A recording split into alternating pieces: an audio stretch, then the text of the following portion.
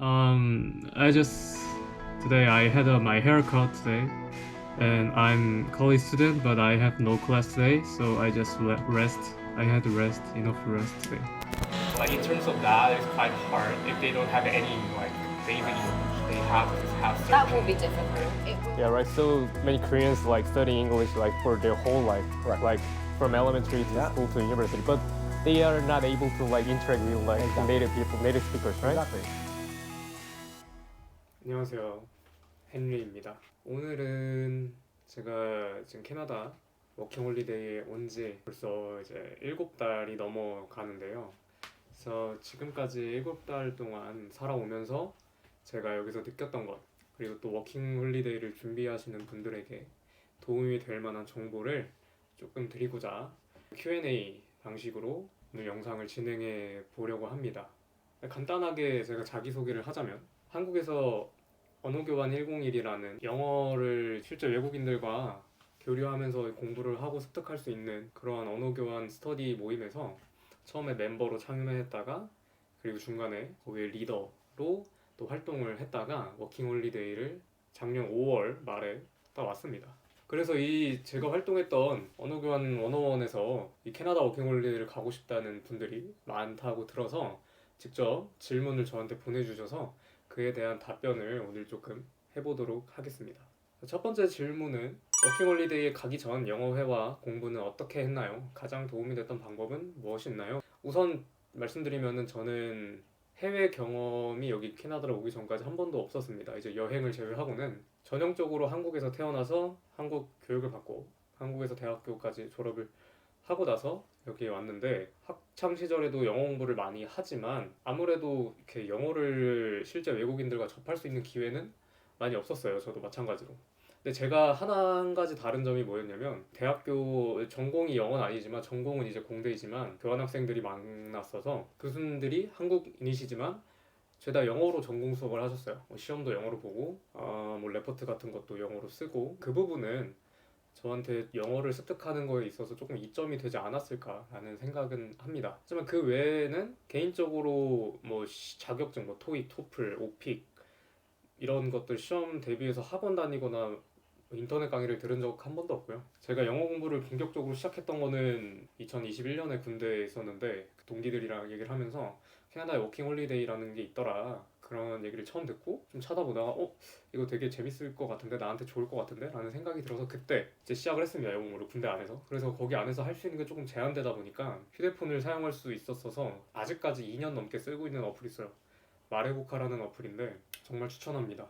무료는 아니고 뭐 이제 1년 월 정액으로 가입할 수 있는데, 저는 이 어플이 제가 단어 공부를 하는데, 어휘 공부를 하는 데 있어서는 단연코 제일 좋다고 말씀을 드리고 싶어요. 자체적으로 복습 주기라든지 뭐 이렇게 어휘의 난이도라든지 다양한 수거 표현이라든지 이런 것도 알아서 추천해주고, 광고는 아닙니다. 제가 정말 즐겨서 하고 있기 때문에 말하는 건 아니지만 단어를 습득하고 외우고 익숙해지는 데는 정말 도움이 되지 않았나 하는 생각을 하고, 또 이제 개인적으로 영어 공부는 뭐 넷플릭스 같은 거 영어 자막으로 본다든지, 영어 책을 뭐 읽거나 뭐 필사를 한다든지, 아니면 일기를 영어로 쓴다든지 뭐 이런 것들을 개인적으로 군대에서 좀 많이 했었던 것 같고, 전역을 하고 나서 이제 한 1년에서 6개월 정도 캐나다 갈 때까지 시간이 남아 있었는데, 그때 동안 이제 내가 말하기를 좀 많이 해야겠다. 왜냐면은 듣는 거는 어느 정도 들려도 말하는 게 안 되면은 소용이 없으니까, 그래서 말을 해봐야겠다. 그래서 그런 기회를 찾다가 언어 교환 모임 같은 게 좀 많더라고요. 그래서 사는 곳에 가까이 있는 이제 언어교환 101이라는 그 그룹에 가서 이제 영어를 말하는 거를 처음 연습을 하기 시작했어요. 이제 어떤 식이냐면, 뭐 수업하고 이런 건 아니지만 이제 정해진 시간 동안 1시간에서 2시간 동안 비슷한 레벨의 한국인들 또는 외국인 리더분들 이렇게 같이 해서 일상생활 어떠한 뭐 이제 가벼운 주제를 갖고 영어로 얘기를 하는 거예요. 뭐 피드백을 솔직히 바라는 거는 쉽지 않겠지만, 왜냐면은 다들 비슷한 레벨이고 또 외국인이 있더라도 한 명만 포커싱해서 1대1 수업을 해주는 건 아니기 때문에 직접적인 1대1 피드백을 바로 받을 수는 없지만, 어쨌건 제가 원했던 거는 제가 알고 있는 거를 이 영어로 프로세싱해서 내뱉는 그 부분이었거든요. 그 부분에서 정말 효과가 컸다라는 생각을 하고 있습니다. 그래서 이제 학교가 서울이 아니었어서 이제 언어교환 하다가 이제 마지막 졸업할 때는 이제 그 언어교환 101에서 진행하는 1대1 회화 화상 수업도 있어요. 그래서 그거는 이제 실제 외국인이랑 1대1로 선생님이랑 교재로 수업을 하면서 피드백도 받고 이제 테스트 같은 것도 보고 이러면서 꾸준히 이제 영어 회화를 이제 반년에서 1년 정도 연습을 했었습니다. 네. 그게 제가 영어 단어와 영어 회화를 공부했던 방법이고요. 아무래도 뭐 자격증이나 이런 시험 같은 걸 준비하시는 분들이면 크게 상관없겠지만 워킹 홀리데이나 뭐 이제 해외로의 경험, 여행 이런 거를 준비하시는 분들은 이 말하는 게 정말 중요한데 그런 부분에서는 이 언어 교환 모임이 저는 정말 도움이 됐었다고 생각을 합니다. 네, 그 다음 질문으로는 이제 워킹 홀리데이 비자를 얻는 과정은 어땠나요? 일자리를 어떻게 찾았고 업무 환경은 어떤가요? 이제 캐나다 워킹 홀리데이 비자는 아시겠지만 추첨입니다. 이제 나라마다 다 다른데 캐나다는 랜덤 추첨이에요. 그래서 지금 2024년 기준으로는 그 나이 제한이랑 인원 제한이 대폭 완화가 됐다고 들었었는데 제가 지원했을 당시에는 경쟁률이 워낙 높았어서 언제 이게 내가 서류가 확정이 나는지도 불투명한 그런 상태였었어요. 그래서 연말이나 연초에 이렇게 신청을 해놓고 이제 될 때까지 그냥 기다리는 그렇게 진행을 했었고 뭐 비자를 지원하는 절차 자체는 이제 네이버 워홀 카페가 정말 잘 돼 있거든요. 거기에 뭐 절차, 뭐 주의사항, 서류 작성법 뭐 이런 것들 따라만 하면은 어렵지 않습니다. 그래서 그렇게 제출하고 통과가 되면 그 거기서 안내되는 대로 신체 검사 정해진 병원에 가서 받고 또 바이오메트릭스라고 하는 뭐 지문이랑 사진 등록하는 것도 있어요. 그래서 그런 것까지 정해진 곳에 가서 하면은 끝입니다. 그러면은 이제 제가 원하는 날짜에 갈 수 있는 거예요. 서류 합격되고 1년 안에만 출발을 하기만 하면 언제든 갈 수 있는 거예요. 그리고 그 후 이제 내가 비행기를 찾아보고 언제 갈지 계획을 하고 뭐 가서 머물 숙소라든지 여행자 보험 같은 거 그런 것도 필수니까 휴대폰 뭐 새로운 유심칩 같은 거 이런 것들을 하나씩 잘 알아보시면은 그렇게 어렵지 않습니다. 그렇게 캐나다를 도착하면 이제 일자리를 구해야 되는데 일자리 구하는 과정 자체는 한국이랑 크게 다르지 않다고 생각을 했어요. 왜냐면은 한국에도 아르바이트 같은 거나 알바 천국 같은 플랫폼이 많잖아요. 그리고 여기서도 이제 인디드라고 제일 큰 사이트가 있고 또 링크드인 그런 것들 좀 이제 플랫폼들이 많아요. 근데 그런 데서 이제 본인 이력서, 본인 경력 그리고 커버레터라고 하는 편지 형식의 같은 새로운 그러한 폼을 작성을 해서 온라인으로 이렇게 지원을 하면 면접을 보러 오라고 연락을 줍니다. 대면 면접을 하는 데도 있고 또는 온라인 면접을 하는 데도 있으니까 이제 본인이 원하시는 그런 분야에 맞게 조금 찾아보시면 좋을 것 같고요. 저 같은 경우에는 아르바이트 경력이 아예 없었어요. 한국에서 경력이 없었고 과외만 조금 했었다 보니까 이게 여기서 내세울 수 있는 게 많이 없었어요. 그에 반해 제가 하고 싶은 것은 바텐더였어요. 또 서버보다 손님들이랑 더 잘 교류하고 1대1로 얘기를 많이 할 수 있을 거라고 생각을 해서 바텐더를 계속 준비를 했는데 경력이 없어서 그런지 온라인으로만 접수했을 때는 연락이 안 오더라고요. 1, 2주 기다려도. 그래서 결국에는 이제 여기 도서관 가서 이력서를 직접 프린트를 해서 다운타운에 가서 그냥 아무 데나 다 들어가서 그냥 저 여기 일자리 남았나요? 이러면서 이력서 이렇게 건네주고 이런 식으로도 했었고 그리고 최고의 수단으로 저는 바텐더를 하고 싶으니까 제가 사는 숙소 근처에 있는 그냥 구글맵에 바라고 검색해서 그냥 뜨는데 전부 다 인스타에다가 검색해서 다 메시지 보냈어요. 혹시 바텐더 구하냐? 혹시 바텐더나 바백이나 이런 뭐 바의 자리 구하냐? 그렇게 해서 결국에는 그 인디드라는 웹사이트에서 샌드위치 가게 자리 하나 그리고 인스타에서 제가 그렇게 열심히 보냈던 곳 중에서 또 한 곳에서 이제 면접 제의가 딱 왔습니다. 나머지 뭐 오프라인으로 돌렸던 거나 다른 것들에서는 연락이 잘 안 왔고요. 이것도 개인차가 있을 수 있으니까 그렇게 일자리를 우선 두 군데를 구해서 두 군데를 다 붙어서 두 군데를 다 출근을 하기 시작했어요. 왜냐면은 샌드위치는 오전 점심시간에만 하고 바에는 또 저녁에만 하니까 두 군데 다 하면 뭔가 하나가 잘 안 되거나 그래도 보험을 들어놓는 그런 느낌으로 두 군데를 다 했었는데 두 군데 다 정말 운이 좋게도 환경이 되게 좋았어요. 우선 제가 가장 바라던 한국인이 한 명도 없었고 그리고 일적으로도 새로운 걸 좀 많이 배울 수 있는 기회가 됐던 것 같아요. 저한테도. 그리고 다 원어민들이니까 그 사람들이 얘기하는 거를 이제 바로 옆에서 들으면서 또 리스닝 공부도 할 수 있었습니다. 근데 제가 조금 업무 부분에서 기대했던 거랑은 달랐던 점이 하나가 있는데 생각보다 영어를 자유롭게 쓸 수 있는 환경은 아니라는 거예요. 샌드위치 주문을 받아도 그냥 어떤 거 드시겠어요? 그다음에 뭐 재료 뭐 그러면은 뭐 얼마입니다. 라고만 말하지 그 이상으로 다양하게 영어를 활용할 수 있는 그런 환경은 잘 나오지 않더라고요. 바도 마찬가지였고 동료들이랑도 솔직히 하는 얘기만 하고 제가 정말 원어민처럼 얘기를 잘 했었다라면 뭐 매일매일 다른 얘기를 했겠지만 또 그랬던 게 아니기 때문에 그런 입장에서는 일의 부분에서 영어를 막 이렇게 막 성장시키기는 한계가 있다라는 생각을 했고, 그리고 마지막으로 저는 온라인으로도 일을 하나 더 하고 있습니다. 지금까지도 하고 있고, 온라인으로 한국어를 가르치는 튜터링 수업이에요. 이제 프리플라이라는 글로벌한 플랫폼 웹사이트가 있는데, 거기서 저를 튜터로 등록을 하고 이제 정보를 입력하면 온라인으로 1시간 정도 이제 제가 가르쳐 주는 거예요. 한국어를 영어로. 그럼 저는 영어를 쓰면서 한국어를 가르치면서 돈까지 버는, 어떻게 보면 되게 일석이조인 그런 활동이 또 될 수 있겠죠. 그런 일자리가 또 될 수 있을 것 같아요. 그래서 한번 본인이 원하는 분야를 우선 생각을 하시고, 또 온라인으로 이렇게 일자리도 되게 다양하다라고 말씀을 드리고 싶습니다. 자, 그다음에 다음 질문은 캐나다 내에서 여행한 곳이나 특별한 경험은 무엇이었나요? 어떤 지역이 좋았는지 알려주세요. 제가 5월 말에 와서 여름은 거의 다 경험을 하고 이제 겨울은 이제 슬슬 경험을 하고 있는데, 그래서 여름에 갔었던 곳들은 제가 조금 추천을 해줄 수 있을 것 같아요. 우선 처음으로 1년에 한 번 있는 것들, 캐나다데이 불꽃축제인데요. 캐나다데이는 이제 7월 1일이라고 캐나다의 이제 건국과 관련된 날짜라고 알고 있고 휴일인데, 그날 해변가 다양한 국립공원에서 불꽃축제를 합니다. 별로 기대를 안 하고 가는, 왜냐면 한국에도 여의도 불꽃축제가 있으니까. 근데 기대를 안 하고 갔는데 정말 제가 인생에서 본 것 중에 가장 화려하고 가장 길었어요. 시간도 길고 정말 컸어요. 정말 후회 안 합니다. 캐나다데이 불꽃축제는 꼭 한번, 1년에 딱 한 번밖에 없으니까 워홀로 오면 한 번밖에 못 가요.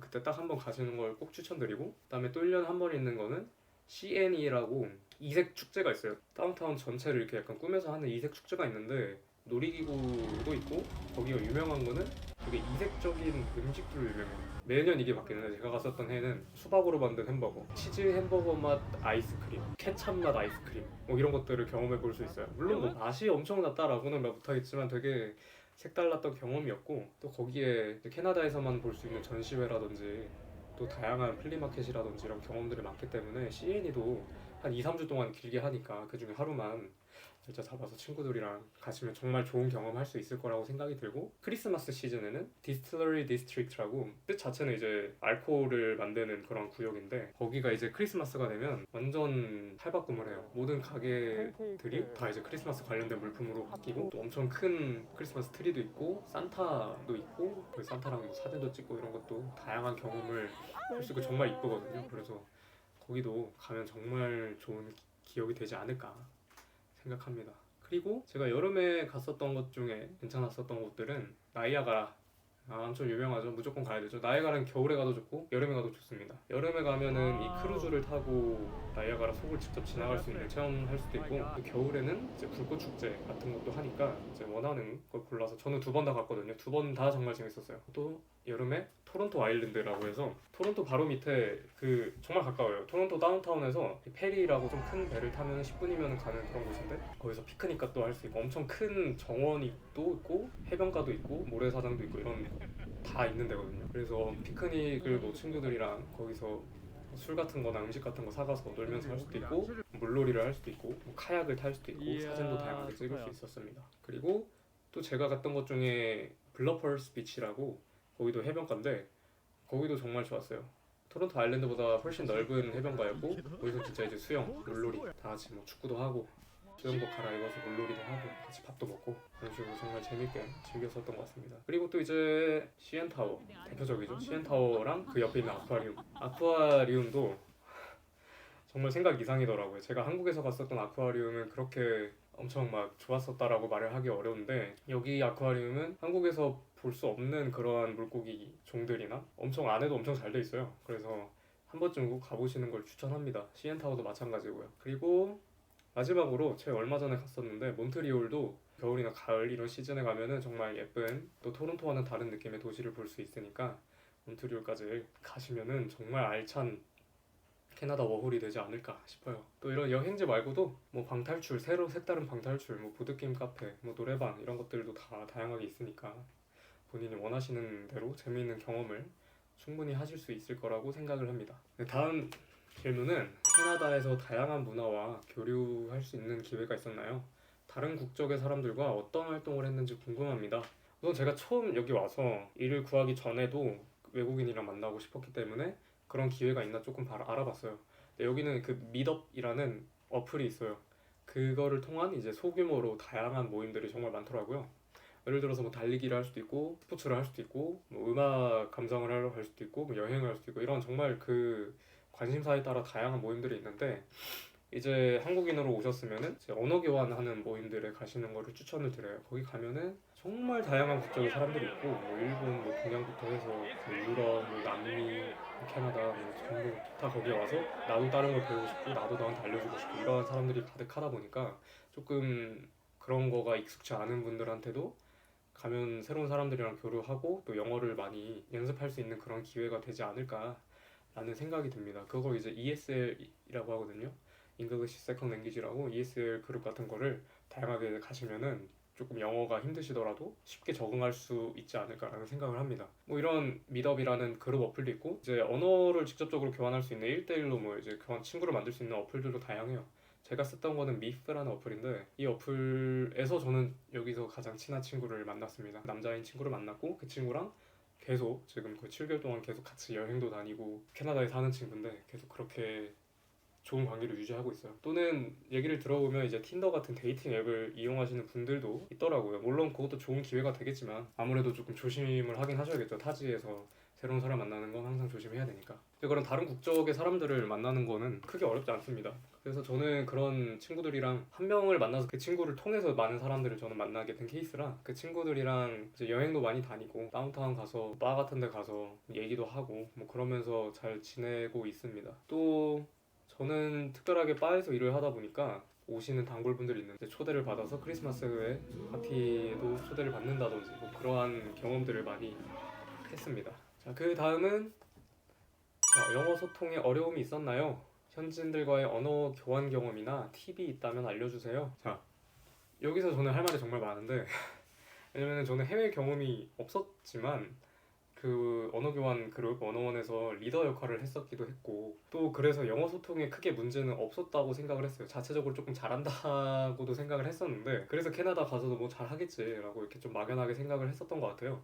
근데 캐나다 딱 도착하자마자 느꼈던 거는 와 나는 진짜 발끝도 못 미치는구나. 하나도 못 알아듣겠다라는 생각이 먼저 들었어요. 정말 한국인이 다수인 곳에서 영어를 써서 교류를 하는 것과 원어민이 다수인 곳에서 한국인으로 내가 영어를 사용하는 것은 정말 엄청난 갭 차이가 있더라고요. 그 부분이 처음에는 정말 저한테 좀 충격이었습니다. 왜냐면은 그렇게 잘할 줄 알았는데 내 마음대로 잘 안 되니까 그 부분이 처음에 가장 힘든 부분이었는데 그런 부분조차도 이제 저한테는 조금 동기부여로 잘 다가왔던 것 같아요. 아, 내가 알고 있었던 영어 레벨은 아무것도 아니었구나. 이게 진짜 영어구나. 이 사람들이 하는 게 진짜 영어구나 라는 생각이 딱 들기 시작하면서 이제 스스로 더 열심히 해야겠다 라는 생각을 많이 하게 됐고 특히나 또 영어를 소통하는데 친구들이랑 얘기하는 거는 괜찮아요. 친구들은 이제 내 얘기도 들어주려고 하고 하는데 이제 일터에서 그 사람들도 돈을 벌려고 온 거고 그 사람들도 일을 위해서 얘기를 하는 거기 때문에 저 같은 경우에는 성격 때문인 것도 있겠지만 잘 못 알아들어도 이거 뭐라고 말했냐 라고 물어보는 게 되게 미안하더라고요. 그 사람들 불편하게 하는 것 자체가. 그래서 대화를 하는 것조차도 조금 쉽지 않았어요. 그래서 샌드위치 가게에서도 물론이고 바에서도 물론이고 조금 이제 듣기 위주로 한 처음 몇 달은 그렇게 열심히 들으려고 노력했던 것 같아요. 그 사람들끼리 얘기를 하면 솔직히 듣는 것도 진짜 힘들었거든요. 다양한 어휘와 다양한 또 이제 슬랭도 쓰고 비속어도 쓰고 하니까 그 엄청나게 빠른 문장 속에서 그렇게 변하는 것들을 새로운 것들을 캐치하는 게 되게 쉽지 않더라고요. 그래서 그런 부분에 처음엔 되게 어려움을 겪었었어요.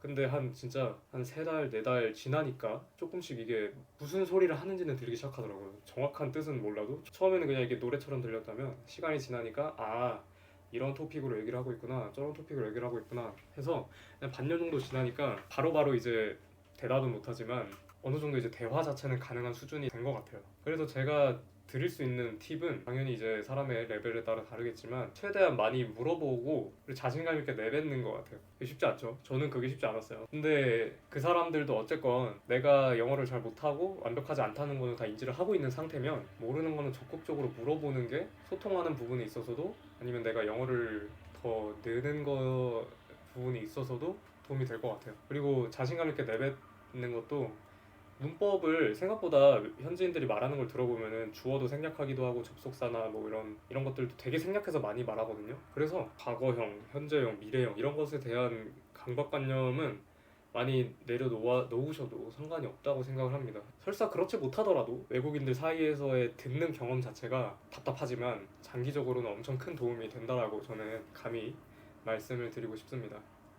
그 다음 질문은 캐나다에서의 업무와 생활 균형을 유지하는 데는 어떤 노하우가 있었나요? 이제 캐나다에서의 업무는 처음에는 저는 다양한 좀 기회를 가지려고 아까 말씀드렸던 것처럼 샌드위치 가게랑 바 그리고 온라인으로 수업하는 거까지 좀 세 개의 일을 병행을 하고 있었습니다. 근데 세 개의 일을 병행을 하면서 한두 달이 지나니까 개인적으로 저는 또 운동도 중요하게 생각을 하고 또 유튜브 편집도 해야 되고 또 쉬는 시간도 필요하고 친구들도 만나야 되고 하니까 이거를 다 하기에는 좀 너무 힘들더라고요.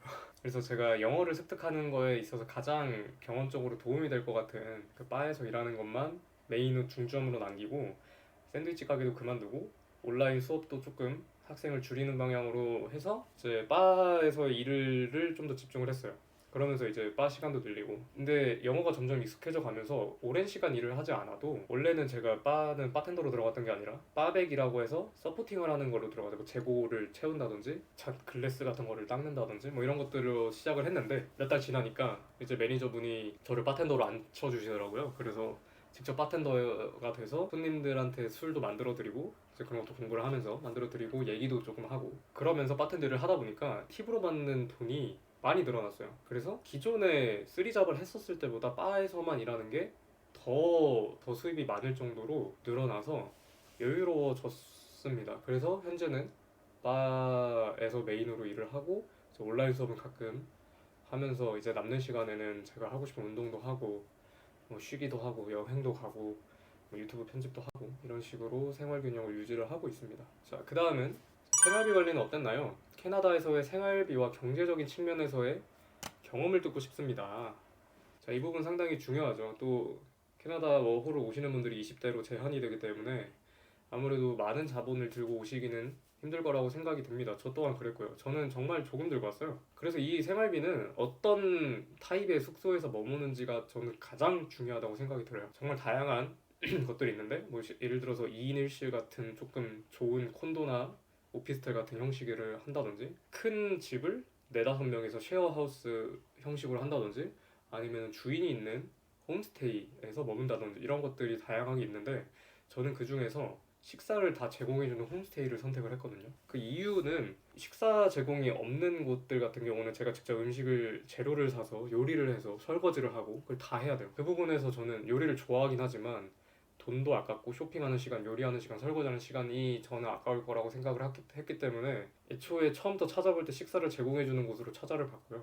그 중에서 제가 골랐던 곳은 전기, 수도 이런 추가 공간은 없고 그리고 매일매일 저녁 식사도 제공을 해주고 뭐 저녁 뭐 먹을 거리, 뭐 마실 거리, 뭐 스낵 이런 것도 부족하지 않게 돼 있고 제가 방 하나 지금 이 방 괜찮아요. 책상에 침대에 여기 문도 이 안에 옷장 이런 것들 있는 방 하나와 이제 화장실, 주방, 뭐 거실 이런 거는 쉐어로 다 같이 쓰는 건데 저 제외하고 두 명의 학생이 더 있고 이제 주인분들 계시는데 한 달에 90만 원을 저는 내고 있어요. 이거 다 포함해서. 다른 사람들이랑 비교해봐도 정말 정말 저렴한 편이라고 저는 생각이 들어요. 그래서 저는 운이 좋았다고 좀 생각을 하고 한국인들이 주로 하는 형식은 쉐어하우스인데 한국인들끼리 하거나 뭐 요즘에 동양인들끼리 하거나 이런 쉐어하우스인데 그런 데는 음식값이나 이런 공과금을 포함을 하면 여기보다 더 비싸다고 저는 들었었어요. 확실하진 않지만 그래서 저 같은 경우는 좀 생활비를 많이 아낄 수 있었습니다.